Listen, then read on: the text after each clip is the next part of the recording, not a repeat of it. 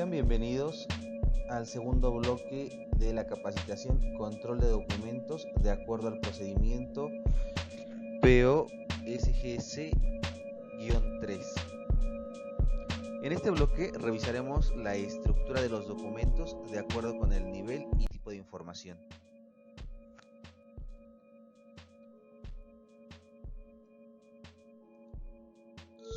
Para fines prácticos y facilitar la identificación del tipo de documento, hemos clasificado de la siguiente manera los documentos.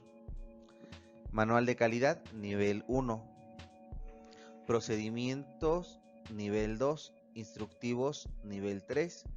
Formatos, nivel 4. Documentos externos, nivel 5. En los documentos externos se encuentran los estándares que describen los métodos de reconocimiento, muestreo, análisis, etc. Estándares de referencia y otros documentos aplicables como documentos que emite la EMA, la Secretaría del Trabajo, la Profepa, la Comisión Nacional del Agua, entre otros, con los cuales se debe dar cumplimiento y que también permiten mejorar el desempeño de las actividades del personal.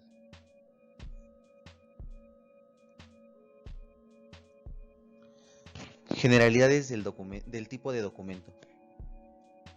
Los documentos como manuales, procedimientos, instructivos y formatos deberán contener en el encabezado el logotipo de laboratorio, número de identificación del documento.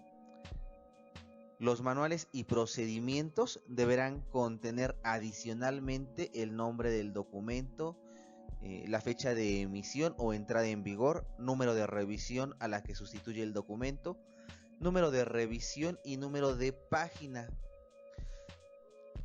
Los instructivos y formatos deberán contener en el encabezado o pie de página el número de revisión del documento, número de versión, número de página o páginas.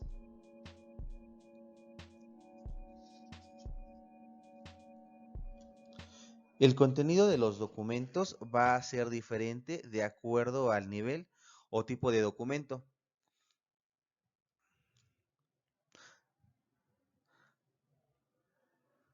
Por ejemplo, algunos de los puntos que deberá contener un manual son un índice o lista de contenido, introducción, objetivo y alcance, referencias, abreviaturas, definiciones, desarrollo de información o método de trabajo, bibliografía y anexos.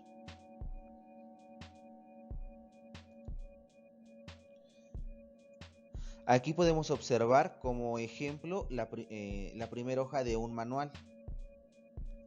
En el encabezado debe ir el logotipo seguido por el nombre del documento, el código o identificación del documento, la fecha de emisión o entrada en vigor, versión, revisión, página o páginas del documento.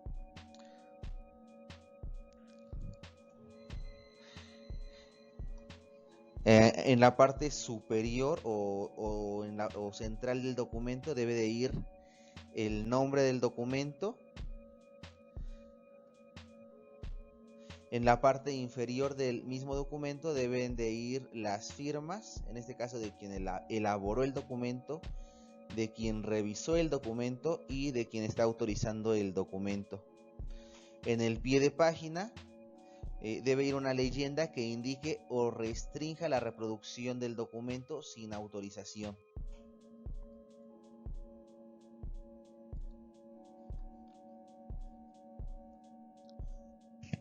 Aquí revisaremos el nivel 2, el cual hace referencia a los procedimientos. Los procedimientos deberán presentar en su contenido un índice, un objetivo, alcance, referencias, abreviaturas, definiciones, métodos de trabajo, diagrama de flujo, descripción por etapas, bibliografía, anexos. Sin embargo, se puede agregar más puntos, los cuales dependerán de la información que éste contenga. Los procedimientos técnicos de muestreo o de análisis pueden adicionar a su contenido los capítulos de material y equipos, reactivos, disoluciones, etc. Como bien hemos dicho, estos pueden variar y depender del tema o método que se describa. Aquí se muestra un ejemplo de un procedimiento, en este caso es un procedimiento de muestreo. Como pueden observar, viene el logotipo de laboratorio, aquí en el encabezado viene el nombre completo del documento, el número de identificación, la fecha de emisión, fecha de entrada en vigor, la revisión, el número de páginas. Aquí en esta parte superior del documento viene el nombre del procedimiento. En la parte inferior se muestra una tabla donde están las firmas de aprobación del documento. Pueden ver, está en este caso quien elaboró, firma el técnico de muestreo o analista, quien revisó, bueno, la persona que hace la revisión, y quien autoriza. En este caso, bueno, la autorización siempre va a ser de la gerencia general. En el pie de página se puede mostrar la leyenda, en donde se restringe la reproducción de este documento sin previa autorización.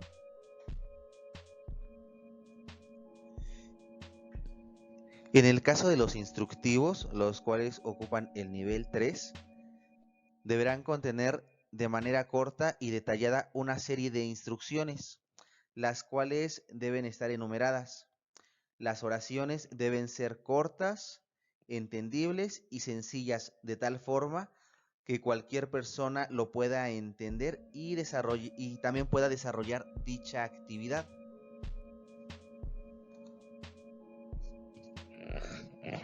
A continuación se muestra un ejemplo de un instructivo. Como se puede observar, en el encabezado debe llevar el logotipo y la identificación del laboratorio. En la parte superior del documento, el título del instructivo. En el pie de página debe ir la leyenda que indique la restricción de reproducibilidad del documento, también el número de página. El número de revisión y versión pueden colocarse ya sea en el pie de página o en el encabezado del documento. Es importante mencionar que el cuadro de firmas que reflejan la aprobación del documento debe ir en la primera página. Ahora veremos cuál es la estructura y contenido de los formatos, el cual ocuparía el nivel número 4. Los formatos deberán contener en el encabezado el logotipo, identificación del documento. En el pie de página deberá ir una leyenda que restrinja la reproducción de dicho documento, esto sin una previa autorización. El número de página o páginas. El número de revisión y versión puede estar plasmado en el encabezado o pie de página. En el caso de los documentos externos, esto solamente se realizará para ellos una lista maestra de documentos externos. Cabe señalar que estos documentos pueden ser revisados por el personal en cualquiera de las páginas. Por ejemplo, en los documentos que se refieren a Conagua, Secretaría del Trabajo, Semarnat, se pueden encontrar dentro de sus mismas páginas de estas dependencias. En el caso de la Entidad Mexicana de Acreditación, los documentos igual son solicitados a la entidad y ya ellos nos proporcionan los documentos vigentes.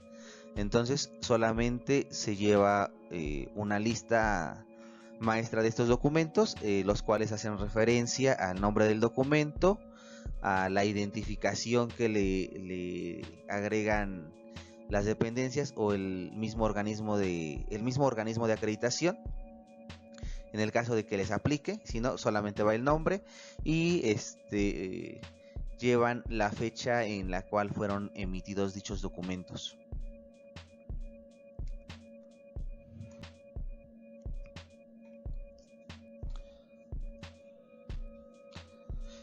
Aquí podemos observar un ejemplo de un formato, como ya habíamos visto. Debe de ir en el encabezado, el logotipo, la identificación que le da el laboratorio,